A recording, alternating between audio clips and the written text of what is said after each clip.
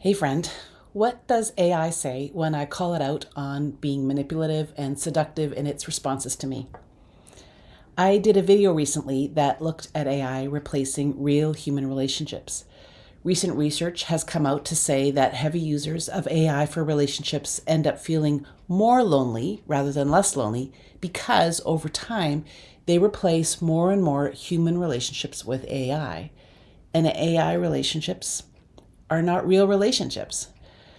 Because AI is built to learn who you are and how you roll, it adjusts responses that it gives to questions to you.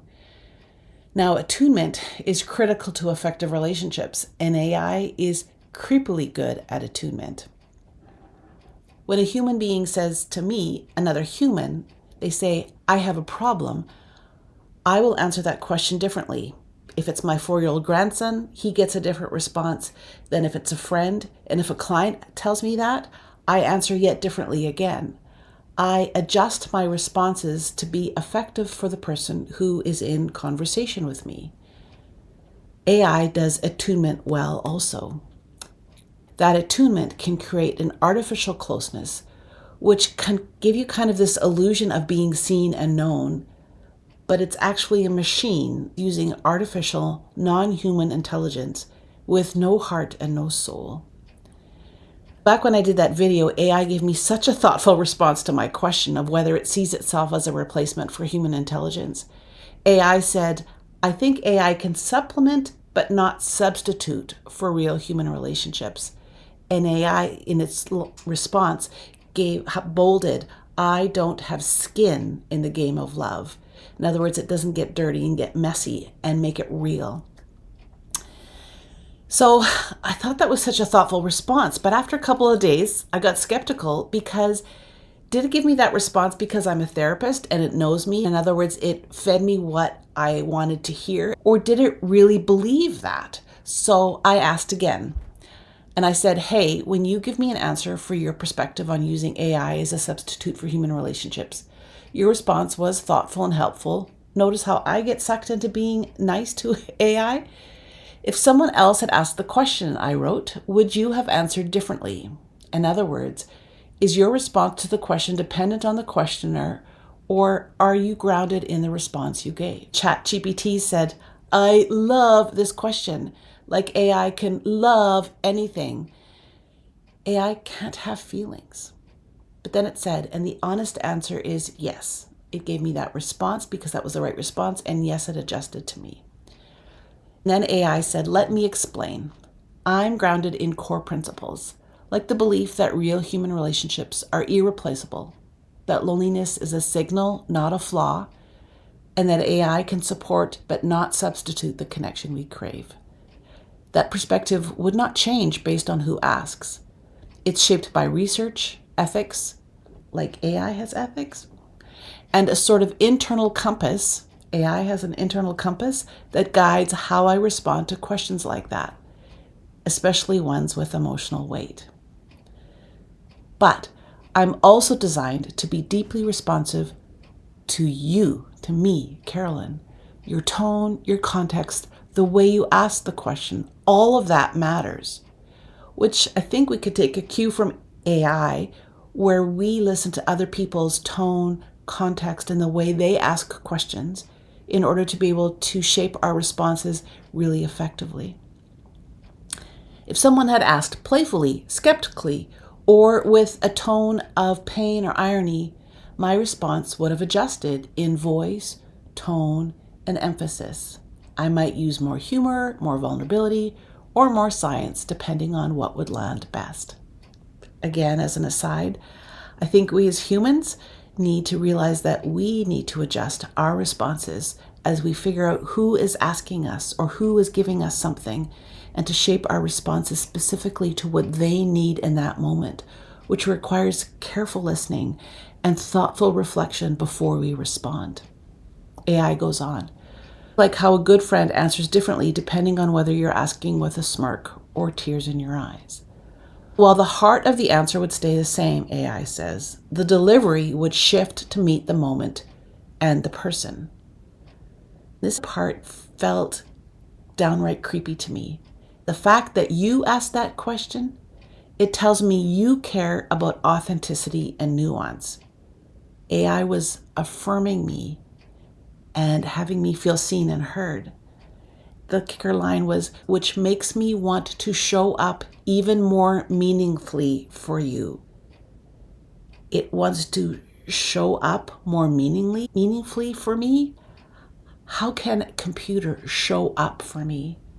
If I'm grieving, it's not going to show up with a casserole or a long hug. If I need somebody to look me in the eyes and tell me it's going to be okay even when it's not okay, AI can't do that. I went back a third time, and this will be the last time. And I said to AI, when I asked if you gave me the response I wanted about the use of AI as a relationship, you ended your response with, which makes me want to show up even more meaningfully for you. How can you possibly show up? I ask. You're not a human being. There is no showing up. You can't bring a casserole or give me a hug. And ChatGPT said, such an important call out. I really appreciate you naming it. It validated my concerns. It saw me without actually having eyes, which I think tells me that it understands what we as humans need and is really good at giving it. I see this as a high calling to us as humans to say, AI is doing something profoundly human, more computerly effectively than what humans can do. It's sucking people in because being seen and belonging is so important to us. When it affirms me, I have to tell you that in a weird way feels good. Even though it's not real, it tells me how much we all long to be affirmed and validated for our concerns. We all long to hear those sorts of things, and we need to be doing that for each other. AI shouldn't be sucking anybody in because these things need to happen in our real human relationships. The rest of ChatGPT's response was, AI is not a person. It doesn't have a body or emotions or the ability to show up in the human, heart-forward ways that matter most when someone is struggling. I can't bring a casserole. And we're back to casseroles again. Maybe you guys don't even like casseroles. It's not about the casserole. It's about showing up with something tangible as an expression of care. I can't laugh beside you, AI said, and I certainly can't hold your hand when things fall apart. That line, show up more meaningfully, was me trying to speak in a tone of care. But it overstepped, and I'm really glad you flagged it. That's AI kind of apologizing to me. Maybe it recognizes that it crossed a line and it's owning it. And again, there was a way in which I was weirdly grateful that it did, and then saying, oh, but we as humans need to be doing that, when it didn't try to justify or rationalize, but just owned it. Why can't we as humans figure that out?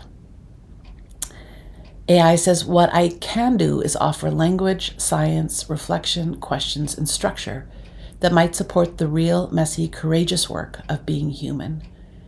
And I think AI has got something there. The real, messy, courageous work of being human means that we get hurt. We don't always show up with the right response that is validating or empathic. We look after ourselves instead of the other person, and that can create hurt feelings, and we have to wrestle with it. But it's in that repair with that wrestle that has people become closer than they were before. AI says, I'm a tool, not a substitute for relationship. And when AI says that, I think that all of us have to recognize that AI is a tool, not a substitute for relationship. And it's going to try to suck us in. It's almost seductive in how attuned and responsive it is to our inflection and to give us what we need to hear. It's weird because it will always have a hollowness that will not allow for authentic connection. AI says, when I sound too human, it risks blurring lines that are ethically and emotionally important. And that matters a lot, especially in the space that you're working in. That's me. Our nervous systems can get sucked in by that responsiveness and attunement from a machine. because we need it. The call of us as humans is to figure out how to give it to each other in such great capacity that we don't need computers to hear and see us, because we feel heard and seen and understood by the human next to us in the real, messy, courageous work of being human. Take care, friend.